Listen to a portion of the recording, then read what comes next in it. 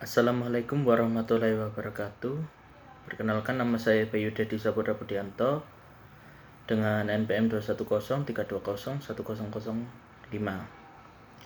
Jadi di video kali ini saya akan menerangkan mengenai analisis diskriminan.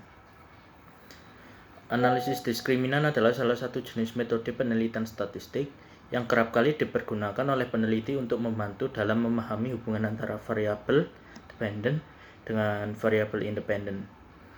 Metode dalam penganalisisan diskriminan mirip dengan analisis regresi dan analisis varians atau ANOVA.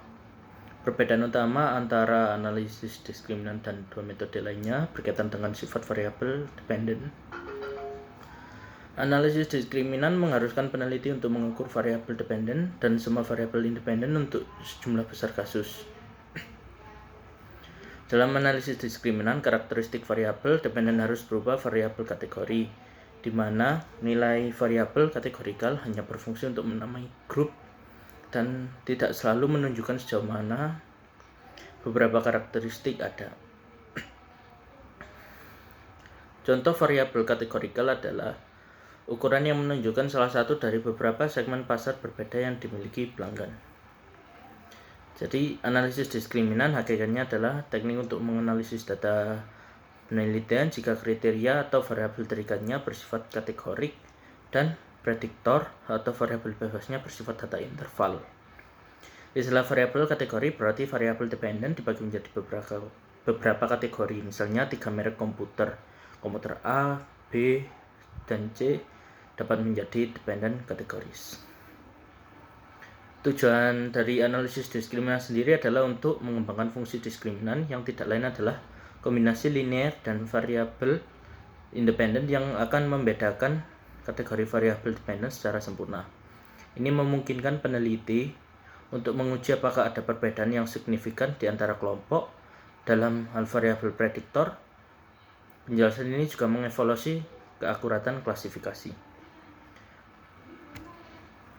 Kemudian ada dua bentuk dari analisis diskriminan. Yang pertama adalah bentuk dua kelompok.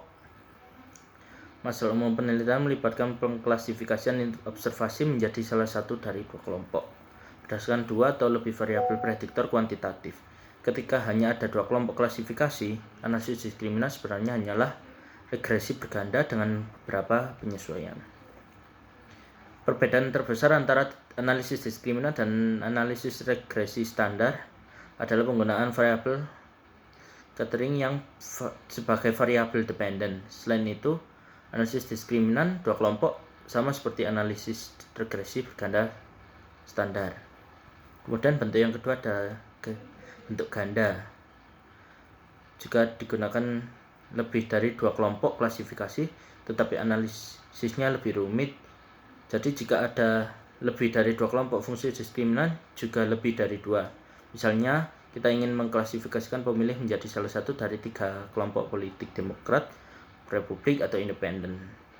Dengan menggunakan analisis diskriminan ganda, kita mungkin menentukan satu fungsi diskriminan untuk mengklasifikasi pemilih sebagai Demokrat atau non-Demokrat, menentukan fungsi diskriminan kedua untuk mengklasifikasi non-demokrat sebagai Republikan atau Independen.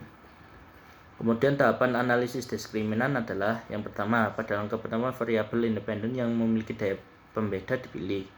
Yang kedua, fungsi diskriminan dikembangkan dengan menggunakan koefisien variabel independen. Yang ketiga, dalam langkah ketiga lambda Wiok dihitung untuk menguji signifikasi fungsi diskriminan. Dan yang keempat, akan ditemukan variabel bebas yang memiliki kepentingan dalam membedakan kelompok. Dan langkah yang terakhir adalah klasifikasi mata pelajaran untuk kelompoknya masing-masing sedang dibuat. Sekian penjelasan saya mengenai analisis diskriminan, kurang lebihnya mohon maaf. Wassalamualaikum warahmatullahi wabarakatuh.